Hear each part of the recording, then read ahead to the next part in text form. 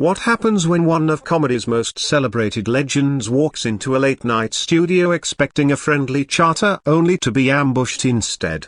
What should have been a light-hearted, nostalgia-fueled interview quickly descended into a battle of egos, wounds, and legacies. As the cameras rolled, the crowd held its breath while two giants of comedy clashed not over jokes, but over what comedy means, who gets to define it, and what happens when respect turns into resentment.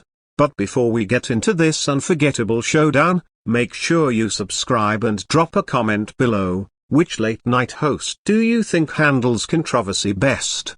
That night, The Late Show with Stephen Colbert was running like clockwork. The studio buzzed with anticipation. The evening's headliner, Eddie Murphy, a comedy icon, box office juggernaut, and cultural legend. He was promoting his latest project, and fans expected another charming, laugh-filled segment. Colbert delivered his monologue with his usual sharp wit. The mood was upbeat until Murphy stepped onto the stage. The applause was thunderous. The smiles were wide. But something was off. Eddie's grin didn't quite reach his eyes. And Colbert's welcome, while warm on the surface, carried a hint of something colder. Greater than Eddie Murphy, everybody, Colbert said, as Murphy took his seat. Great to have you here. Watching your career's been quite the journey from the raw, unfiltered stand-up to family-friendly blockbusters. It's been quite an evolution, hasn't it? The word evolution hung in the air like a subtle accusation. Murphy's smile wavered. Well, Stephen,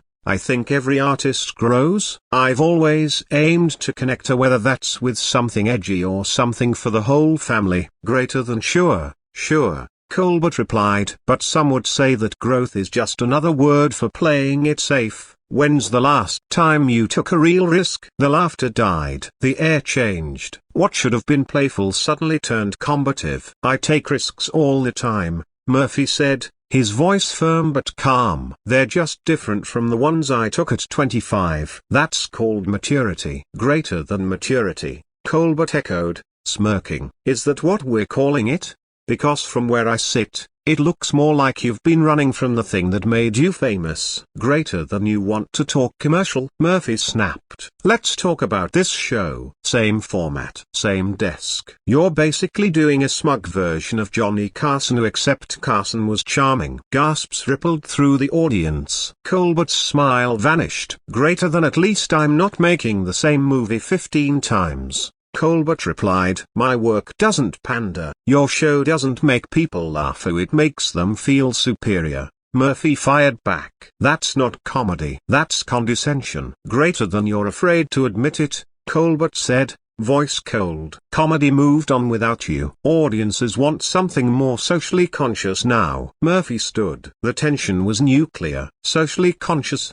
He repeated, voice rising. You mean sanitized? Comedy isn't supposed to preach. It's supposed to connect. And you don't connect, you lecture. He leaned over Colbert's desk, fire in his eyes. You want to know why I made family movies? Because I had to prove a black comedian could carry a $100 million film. I had to prove I could make white kids in the suburbs and black kids in the projects laugh the same. That wasn't selling out. That was strategy. That was power. Greater than. And what about the people hurt by your early comedy? The stereotypes, the slurs? Doesn't that deserve scrutiny? Murphy's voice dropped to a chilling low. Greater than. Don't you dare lecture me about my community. I talked about my reality, my pain, my world. And I made people laugh at what was breaking them. That's what comedy does, it frees. Greater than. You think your truth is the only truth, Colbert said, trembling. But impact matters more than intent. Murphy's laugh was short and angry. Greater than. No,